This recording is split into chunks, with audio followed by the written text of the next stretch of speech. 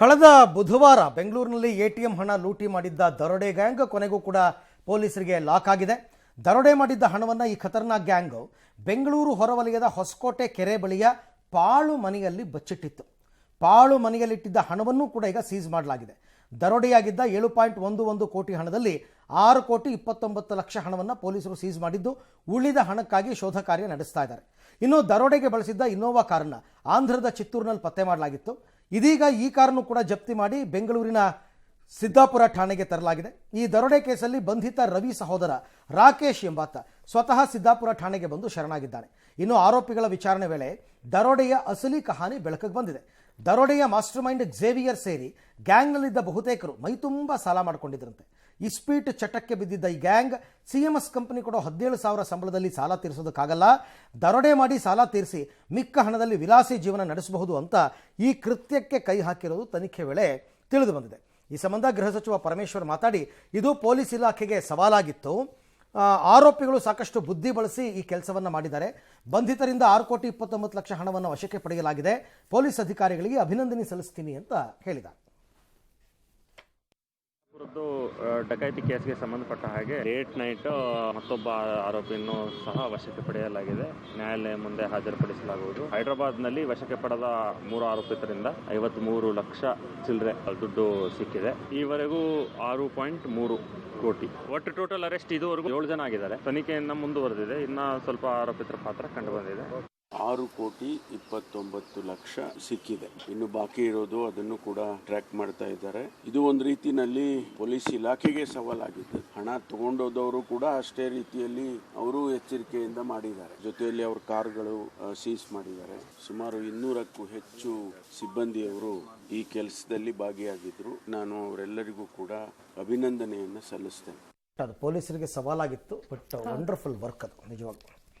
ಇನ್ನು ಎನ್ಸಿಬಿ ಮತ್ತು ದೆಹಲಿ ಪೊಲೀಸರು ಜಂಟಿಯಾಗಿ 328 ಕೆಜಿ ತೂಕದ ಬರೋಬ್ಬರಿ 262 ಕೋಟಿ ಮೌಲ್ಯದ ಡ್ರಗ್ ಅನ್ನು ಸೀಸ್ ಮಾಡಿದ್ದಾರೆ. ಅಲ್ಲದೆ ಇಬ್ಬರನ್ನ ಬಂಧಿಸಿದ್ದಾರೆ. ಈ ಬಗ್ಗೆ ಕೇಂದ್ರ ಗೃಹ ಸಚಿವ ಅಮಿತ್ ಶಾ ಎಕ್ಸ್ನಲ್ಲಿ ಪ್ರತಿಕ್ರಿಯಿಸಿ, ಮಾದಕ ದ್ರವ್ಯಗಳ ವಿರುದ್ಧ ಕೇಂದ್ರ ಸರ್ಕಾರ ಸಮರ ಸಾರಿದೆ. ಮೋದಿ ಅವರು ನಶೆ ಮುಕ್ತ ಭಾರತದ ಆಶಯ ಹೊಂದಿದ್ದಾರೆ. ದೇಶದಲ್ಲಿ ಮಾದಕ ವಸ್ತುಗಳಿಗೆ ಅವಕಾಶ ಇಲ್ಲ. ಎನ್ಸಿಬಿ ಮತ್ತು ದೆಹಲಿ ಪೊಲೀಸರ ಕಾರ್ಯಾಚರಣೆ ಶ್ಲಾಘನೀಯ.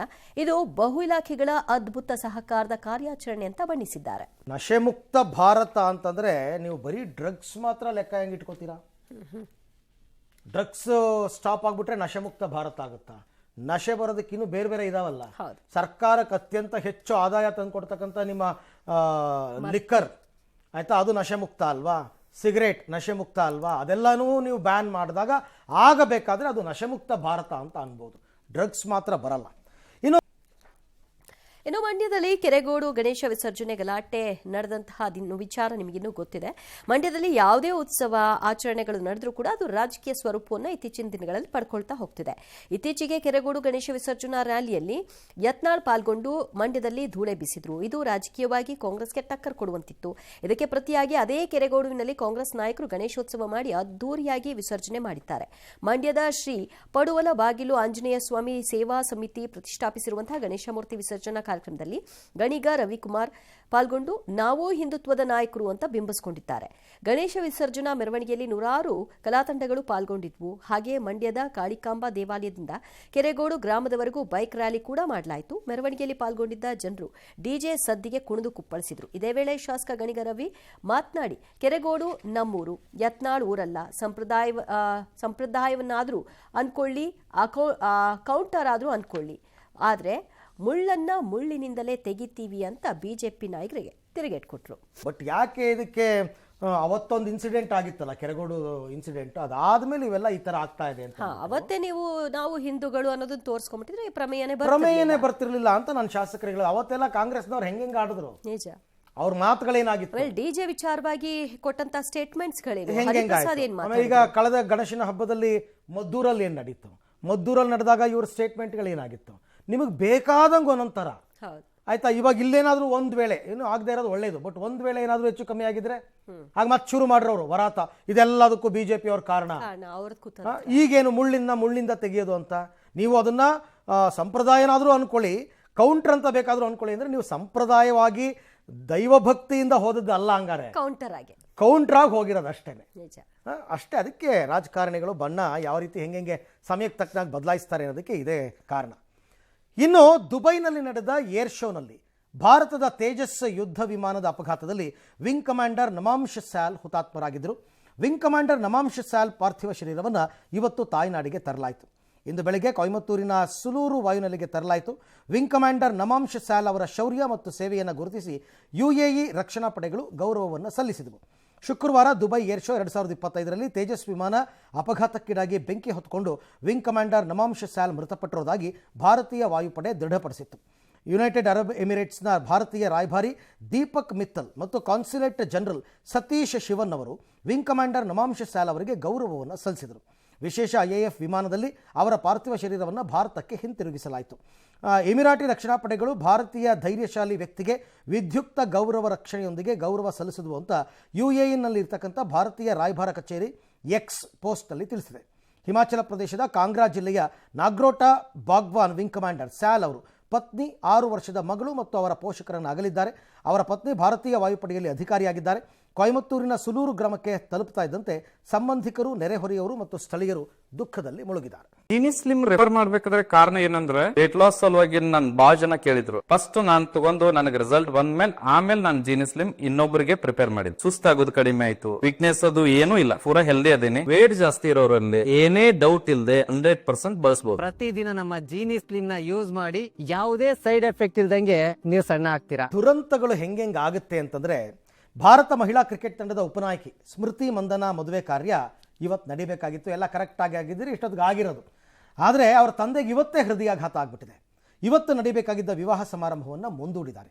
ಮಹಾರಾಷ್ಟ್ರದ ಸಾಂಗ್ಲಿಯ ಸ್ಯಾಮ್ಡೋಲಿ ರಸ್ತೆಯಲ್ಲಿರುವ ಮಂದನಾ ಫಾರ್ಮ್ ಹೌಸ್ನಲ್ಲಿ ಸ್ಮೃತಿ ಮತ್ತು ಪಲಾಶ್ ಅವರ ವಿವಾಹ ಸಮಾರಂಭಕ್ಕೆ ಸಿದ್ಧತೆಗಳು ನಡೀತಾ ಇದ್ವು. ಇದರ ನಡುವೆ ಸ್ಮೃತಿ ಮಂದನಾ ಅವರ ತಂದೆ ಶ್ರೀನಿವಾಸ್ ಮಂದನಾ ಅವರಿಗೆ ಹೃದಯಾಘಾತ ಆಗಿಬಿಟ್ಟಿದೆ. ಕೂಡಲೇ ಅವರನ್ನು ಸಾಂಗ್ಲಿಯ ಖಾಸಗಿ ಆಸ್ಪತ್ರೆಗೆ ದಾಖಲಿಸಲಾಗಿದೆ. ಅತಿಥಿಗಳನ್ನು ವಾಪಸ್ ಕಳಿಸಲಾಗ್ತಾ ಇದೆ ಮತ್ತು ವಿವಾಹ ಸ್ಥಳದಲ್ಲಿನ ಎಲ್ಲ ಕೆಲಸ ಕಾರ್ಯಗಳನ್ನು ಅರ್ಧಕ್ಕೆ ನಿಲ್ಲಿಸಲಾಗಿದೆ. ಇನ್ನು ಕಳೆದ ಕೆಲ ದಿನಗಳಿಂದ ಅವರ ವಿವಾಹ ಪೂರ್ವ ಕಾರ್ಯಕ್ರಮಗಳ ವಿಡಿಯೋಗಳು ಸಾಮಾಜಿಕ ಜಾಲತಾಣದಲ್ಲಿ ಸಖತ್ ವೈರಲ್ ಆಗ್ತಾ ಇತ್ತು. ಸ್ಮೃತಿ ಮತ್ತು ಪಾಲಾಶ್ ಮಸ್ತ್ ಡ್ಯಾನ್ಸ್ ಮಾಡಿರೋ ವಿಡಿಯೋ ಒಂದು ಸಖತ್ ವೈರಲ್ ಆಗಿದೆ. ಈ ವಿಡಿಯೋ ತುಣುಕನ್ನು ಶ್ರೇಯಾಂಕಾ ಪಾಟೀಲ್ ತಮ್ಮ ಸೋಷಿಯಲ್ ಮೀಡಿಯಾ ಖಾತೆಯಲ್ಲಿ ಹಂಚಿಕೊಂಡಿದ್ದಾರೆ. ಈ ವಿಡಿಯೋಗೆ ಭಾರಿ ಮೆಚ್ಚುಗೆಗಳು ವ್ಯಕ್ತವಾಗ್ತಾ ಇದೆ. ಅದೆಲ್ಲ ಬಿಡಿ, ಎಲ್ಲ ಕರೆಕ್ಟ್ ಆಗಿದ್ದೀರಿ, ಎಲ್ಲರೂ ಖುಷಿ ಪಡೋರು. ಪಾಪ ಮದುವೆ ದಿನನೇ ಈ ಥರ ಆಗ್ಬಿಟ್ಟು ಮದುವೆ ಮುಂದೂಡಿಕೆ ಆಗಿದೆಯಲ್ಲ, ಅದು ಬಹಳ ಬೇಸರದ ವಿಚಾರ. ಮುಂದೆ ನಮ್ಮ ಕುಟುಂಬದವರು ಒಂದು ನಿರ್ಧಾರ ಮಾಡ್ತೀವಿ, ಯಾವಾಗ ಏನು ಅಂತೆಲ್ಲ ಮುಂದೆ ಹೇಳ್ತೀವಿ ಅಂತ ಕುಟುಂಬದವರು ಕೊಟ್ಟಿದ್ದಾರೆ ಮಾಹಿತಿಯನ್ನು.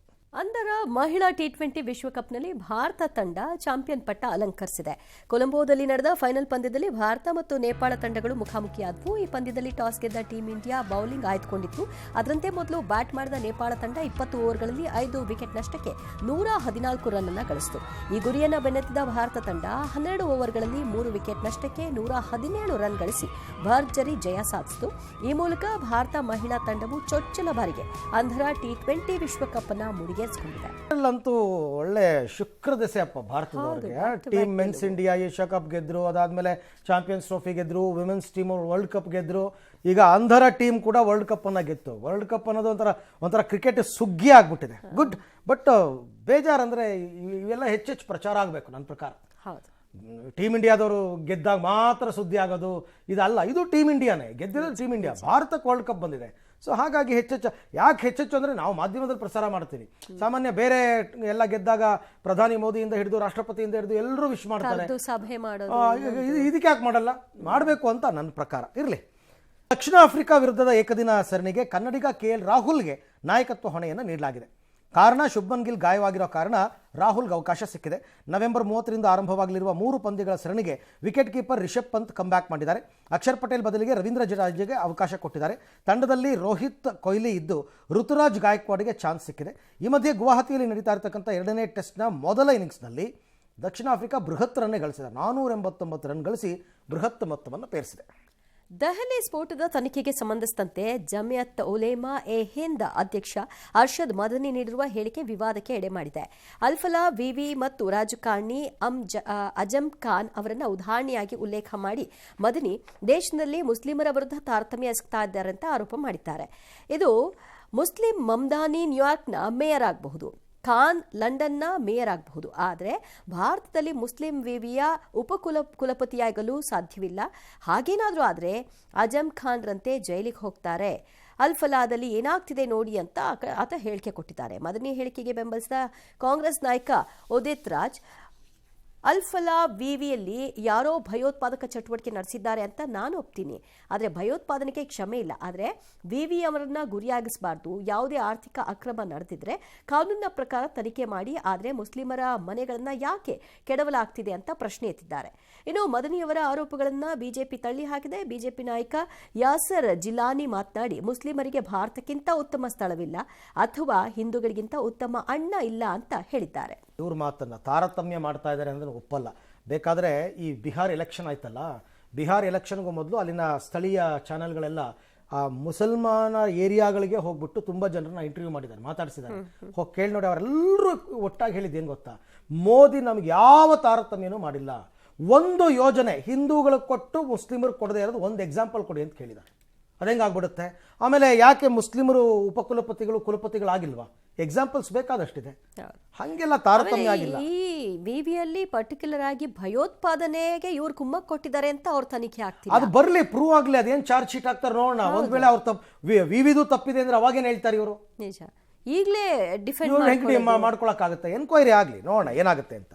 ಇನ್ನು ಕೇಂದ್ರಾಡಳಿತ ಪ್ರದೇಶ ಚಂಡೀಗಢವನ್ನು ಸಂವಿಧಾನದ 240ನೇ ವಿಧಿಯ ವ್ಯಾಪ್ತಿಗೆ ಸೇರಿಸೋದಕ್ಕೆ ಮೋದಿ ಸರ್ಕಾರ ಪ್ರಸ್ತಾಪವಿದ್ದು, ರಾಜಧಾನಿಯನ್ನು ಕಸಿದುಕೊಳ್ಳೋದಕ್ಕೆ ಪ್ರಯತ್ನಿಸ್ತಾ ಇದೆ ಅಂತ ಪಂಜಾಬ್ನ ಎಎಪಿ, ಅಕಾಲಿದಳ ಹಾಗೂ ಕಾಂಗ್ರೆಸ್ ಪಕ್ಷದ ನಾಯಕರು ಆರೋಪಿಸಿದ್ದಾರೆ. ಪಂಜಾಬ್ ರಾಜ್ಯಪಾಲರೇ ಚಂಡೀಗಢದ ಆಡಳಿತ ನಿರ್ವಹಣೆ ಮಾಡ್ತಾ ಇದ್ದಾರೆ. ಆರ್ಟಿಕಲ್ 240ಕ್ಕೆ ಒಳಪಡಿಸಿದರೆ ಅದು ಪಂಜಾಬ್ನ ನಿಯಂತ್ರಣದಿಂದ ಪೂರ್ಣ ಕೈತಪ್ಪುತ್ತೆ ಅಂತ ಆರ್ಟಿಕಲ್ 240 ತಿದ್ದುಪಡಿ ಮಸೂದೆಯನ್ನು ಪಂಜಾಬ್ ವಿಪಕ್ಷಗಳು ವಿರೋಧ ವ್ಯಕ್ತಪಡಿಸಿವೆ. ಅಂದರೆ ಚಂಡೀಗಢವನ್ನು ಕೇಂದ್ರಾಡಳಿತ ಪ್ರದೇಶವನ್ನಾಗಿ ಮಾಡ್ಕೊಳ್ಳೋದಕ್ಕೆ ಹುನ್ನಾರ ನಡೀತಾ ಇದೆ ಅಂತ. ಈ ಕುರಿತು ಕೇಂದ್ರ ಗೃಹ ಸಚಿವಾಲಯ ಸ್ಪಷ್ಟನೆ ನೀಡಿದ್ದು, ಚಂಡೀಗಢ ಕೇಂದ್ರಾಡಳಿತ ಪ್ರದೇಶಕ್ಕೆ ಕಾನೂನು ರಚಿಸುವ ಪ್ರಕ್ರಿಯೆಗೆ ಸಂಬಂಧಪಟ್ಟ ಪ್ರಸ್ತಾವನೆ ಯಾವುದೇ ಅಂತಿಮ ನಿರ್ಧಾರ ತೆಗೆದುಕೊಂಡಿಲ್ಲ. ಚಂಡೀಗಢದ ಹಿತಾಸಕ್ತಿಗಳನ್ನು ಗಮನದಲ್ಲಿಟ್ಟುಕೊಂಡು ಎಲ್ಲ ಪಾಲುದಾರರೊಂದಿಗೆ ಸಾಕಷ್ಟು ಸಮಾಲೋಚನೆ ನಂತರವೇ ಸೂಕ್ತ ನಿರ್ಧಾರ ತಗೋತೀವಿ. ಮುಂಬರುವ ಸಂಸತ್ತಿನ ಚಳಿಗಾಲ ಅಧಿವೇಶನದಲ್ಲಿ ಅಂತಹ ಯಾವುದೇ ಮಸೂದೆಯನ್ನು ಪರಿಚಯಿಸುವ ಉದ್ದೇಶ ಕೇಂದ್ರಕ್ಕೆ ಇಲ್ಲ ಅಂತ ಸಚಿವಾಲಯ ಹೇಳಿದೆ.